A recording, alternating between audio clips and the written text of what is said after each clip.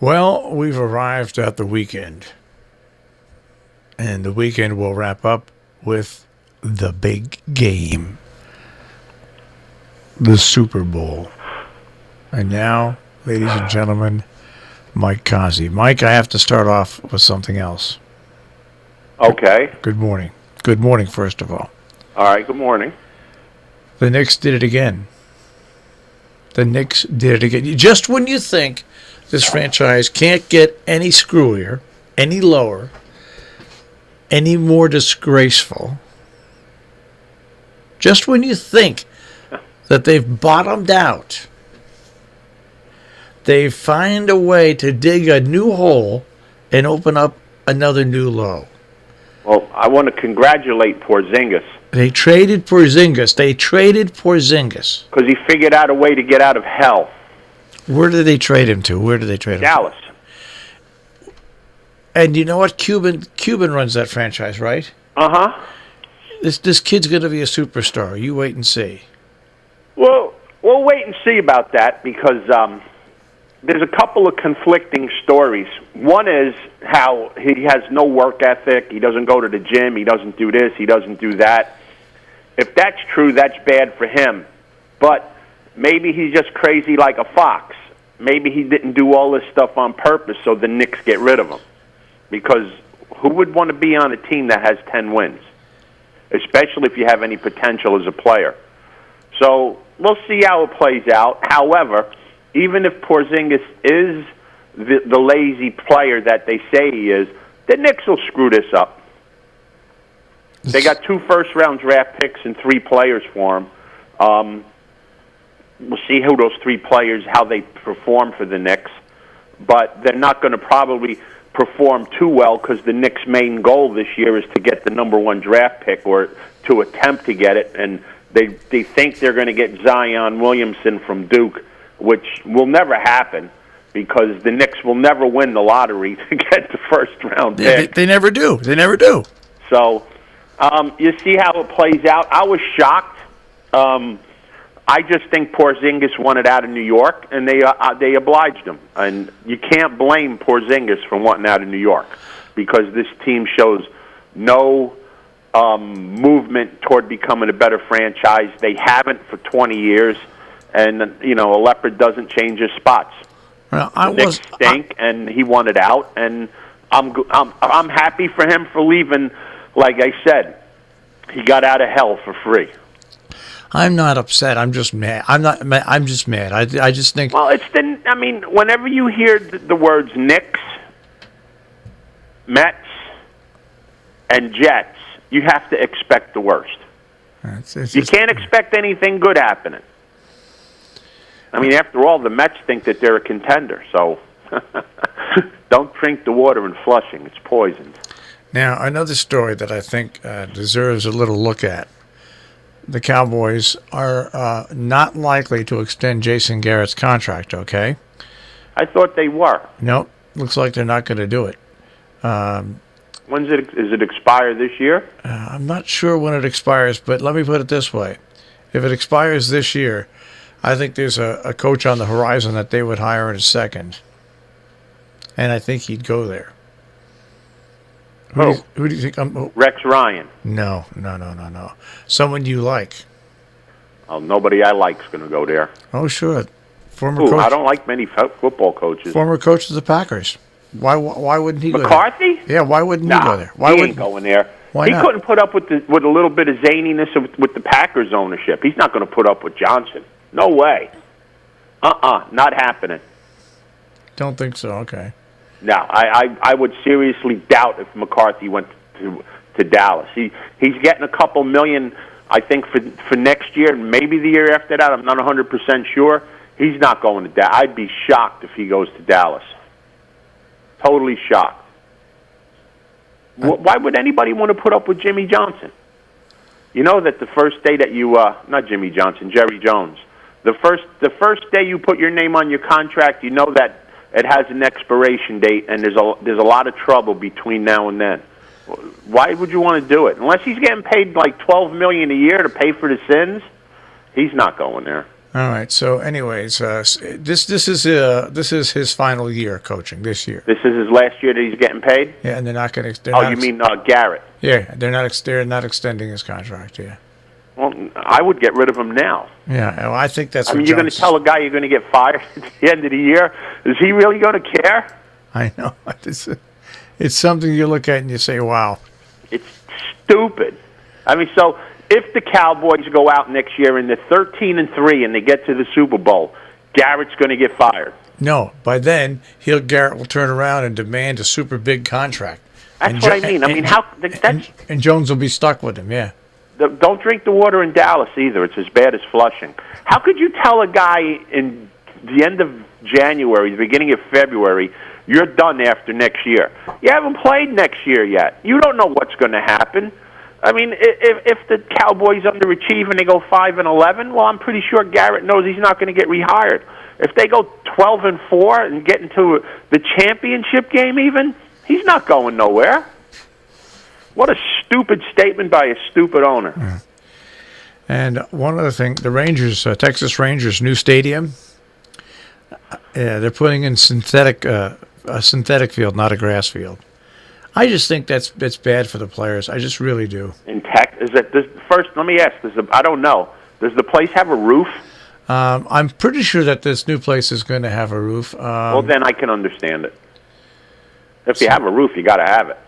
You can't have a retractable roof with it. It's hard to maintain it. If you're playing outside in Texas with the artificial turf, there's going to be a lot of players looking to leave Texas because the field temperature will probably be about 135 degrees. But if they have a roof and it's air conditioned, you got to have an artificial turf. All right. Well. Oh well. They say they did a lot of research on it. They said that it's actually safer than. Well, then they must have those little black things out of it that cause cancer. I'm looking at the Rangers' new stadium, and yeah, it will have a roof. Yeah, it will have a roof. So then you have to have it. Looks a lot like the Astros stadium. Okay. And they say the stadium should last through 2048. So it has a 20-year lifespan. That's pretty good. No, 30. 30? Yeah, Close 30. to 30. All right. 30. That's nice. All right. I won't be here when they get a new one. No. So now, Super Bowl pick. Oh, New England. Yeah, we're both picking New England. All right. Anything else in sports, really? Yeah, let's get on to some horse picks. Well, ladies and gentlemen, here's the horse picks. 3-year-old season is starting. We're even going to have a race from Aqueduct this weekend, folks. The 9th race tomorrow is the Grade 3 Withers, 1 1/8 two-turn race. Draws a short field of 7, as is the norm in New York winter racing. A couple of horses I'm looking at in here. One is the 5, Lucky Lee, trained by John Service.